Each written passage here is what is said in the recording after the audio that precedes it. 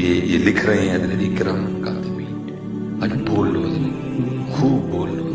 اور میں آپ کو میرے پردادا پیر و مرشد وہ بزرگ کہتے ہیں ہم حضرت کے ساتھ میں کہیں جا رہے تھے، میں آپ کو بتاؤں بزرگوں کے انداز کیا تھے، کہتے ہیں ہم حضرت کے ساتھ نا جا رہے تھے کہیں، کہتے ہیں مثلا یہاں سے لے کر دیوار تک کا فاصلہ طے کیا ہوگا، فرماتے ہیں ہمیں وہاں کھڑا کر کے نا کہتے ہیں ذرا تسی کھلو، پھر واپس آئے، واپس آ کے پھر آئے، کہتے ہیں چلو ہم چلیے، کہتے ہیں نیز کی حضور ہے ایتھے کھلا رہا، واپس آئے پھر آئے، ایک ہی ہوا۔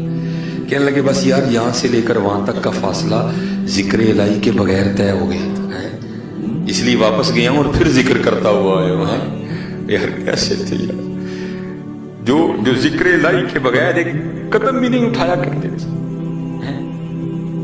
جو قدم بھی رکھتے تھے تو ساتھ اللہ اور اللہ کے رسول علیہ الصلوۃ والسلام کا ذکر کرتے تھے۔ آج حضرت جی ذرا غور تو کرو یار، ہمارے سارا دن کس طرح گزرتا ہے، سارا دن ہمارا گزر جاتا ہے، ہم اللہ اور اللہ کے رسول علیہ الصلوۃ والسلام کو یاد نہیں کرتے ہیں۔ نہیں، یاد کرو حضرت، یاد کرو حضرت، یاد کرو۔ میرے جو بھائی بزرگ ہیں نا، بڑا انداز ہوتا ہے ان کا سمجھانے کا۔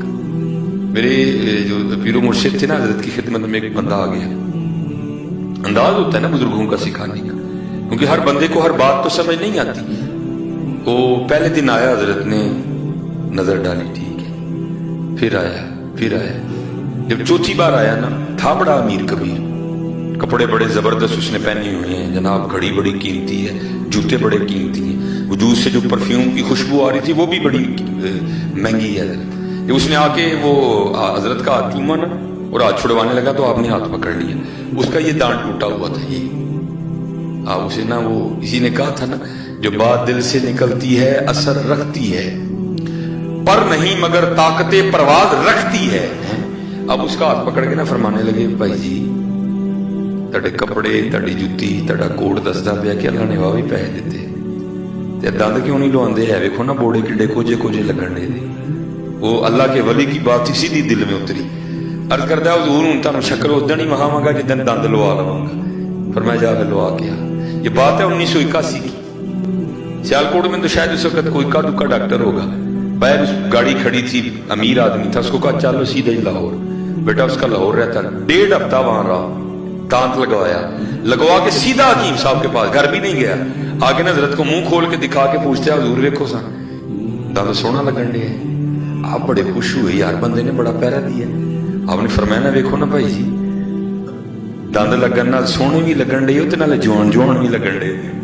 اچھا بس حضرت کی یہ بات کرنی تھی، شروع ہو گیا، جیسے ہم سے حضرت نواز شریف کے خلاف تقریر کروا لو، سارے کریں گے، عمران خان صاحب کے خلاف بلوا لو، سب بولیں گے، تو اگر کہہ دیا جائے نا یار ذرا 2 مصرے حضور واسطے تے بولا، اس نے بھی اسی طرح کیا۔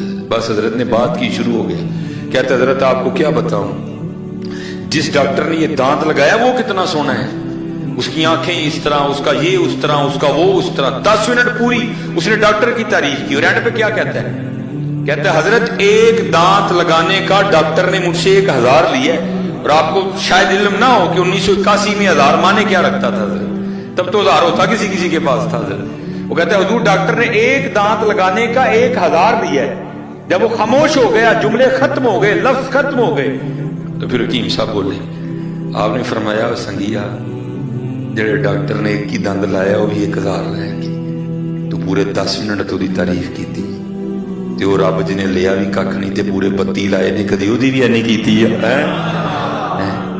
دیکھو تو صحیح ہے، وَإِن تَعُدُّوا نِعْمَتَ اللَّهِ لَا تُحْصُوهَا، وہ تو قرآن میں کہہ رہے ہیں، تو اول تو ٹائم ہی نہیں، اگر کبھی تو بیٹھ جائے تو پھر بھی ہماری نعمتیں نہیں گن سکتا حضرت۔ دیکھو تو صحیح یار، اس نے کتنا کرم کیا، اس نے کتنا فضل کیا، اور یہی دیکھو حضرت، یہ کیا کم نعمت ہے کہ میں انسان بنا دیا ہے۔ میرے سیدی فرمایا کرتے تھے بھائی رب کا شکر ادا کر، کتے ڈڈو بنا کے کتے چھپڑ چنی تو باڑ چڑھے۔ ہاں بھائی حقیقت کیا زور ہے اس پہ، کسی کا اس پہ کوئی زور ہے بھائی، شکر کر، اس نے تجھے حضرت انسان بنایا، والتین والزیتون وطور سینین وہذا البلد الامین، پھر کہا لقد خلقنا الانسان فی احسن تقویم۔ کیوں بندے किस रास्ते पे तू चल निकला? नहीं है करो हजरत का मोहब्बतें पैदा करो, यकीन पैदा करो, अकीदतें लेके आओ, फिर देखो हजरत जी, फिर करम। बस इतनी बात है हजरत जी, हम तो मायल व करम है कोई साहिबी। ओ मैं चलो किबला शाह साहब बैठ भाई, ये मैं कहता हूँ ये उनकी तरफ से कर्म होता है, इससे फिर बंदे का यकीन बढ़ता है। ये आपको पता है हजरत जी, ये जो अब इधर का तो नहीं मुझे पता, लेकिन हमारे उस साइड पे ना ये दिसंबर और जनवरी माड़े ते बड़ा भारी पैंदा, विआह ही बड़े होंगे ने, विआह ही बड़े होंगे ने। तो गरीब आदमी बेचारा, अब आपको पता शादियों पे जाना कोई सौखा काम नहीं, दिखावे में हम पड़ गए, आदतें हमने बिगाड़ ली हैं। हूँ जो सूट इस विआह ते पाया अगले ते नहीं पाना, नवा पाना है। हूँ जो ओहदे ते पाया ओहदे ते नहीं पाना, नवा पाना है। ऊपर से वो दिसंबर कैंड था तो हजरत मुझे भी एक शादी आ गई, ऊपर से महीने कैंड था, ऊपर से शादी भी तीसरी चौथी थी, तो शादी भी बड़ी करीबी थी। तो जुमे का दिन था, हफ्ते को जनाब वो निकाह का मामला था, जान जी कहनी। मैं बड़ा परेशान है यार, वो क्या उसको कहते हैं, वो दूल्हे को पैसे देने हैं, तो देने कहाँ से हैं? महीने का लास्ट है, 3 शादियां पीछे खा ली हैं, क्या करूंगा? तो वो जब जुमा हो गया ना, तो सारे सलाम पढ़ रहे थे, तो मैं खड़ा खड़ा ये सोच रहा था यार वो फलां बंदा है, उसको जाके कहता हूँ यार चल सैलरी मिलेगी ना, तो तू इतने पैसे दे दे, मैं तेरे पैसे वापस कर। फिर कहा नहीं यार इसको नहीं कहना, फिर दूसरा नहीं इसको नहीं कहना, फिर तीसरा नहीं इसको नहीं कहना। फिर एक बंदे पे मैं पक्का हो गया, मैंने कहा लो जी जुमा पढ़ के ना इसके पास जाता हूँ, इसको जाके मसला बताता हूँ यार जी 4-5 शादियाँ इकट्ठी आ गई हैं, महीने का लास्ट चल रहा है, तो लो जी ठीक है जी। जुमा हो गया, सलाम भी हो गया, दुआ भी हो गई, अब वो मिलने मिलाने का सिलसिला शुरू। तो एक बंदे ने ना अपने हाथ में पैसे इस तरह रोल, जितने वो रोल कर सकता था ना उसने किए हुए थे। तो जब उसने हाथ में लाया ना मुझसे, तो मैंने कहा नहीं भाई मैं नहीं लेता। तो आगे होके मेरे कान में कहता है अज ना करो अज लोड़ है।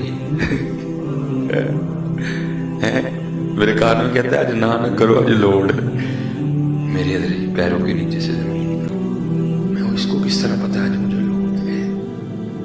मैं घूमता ही रहा, कहता है हजरत दिलो आज लोड़। अच्छा मैंने कहा चलो, बहरहाल मैंने पकड़ ली, वो मिल मिला लिया।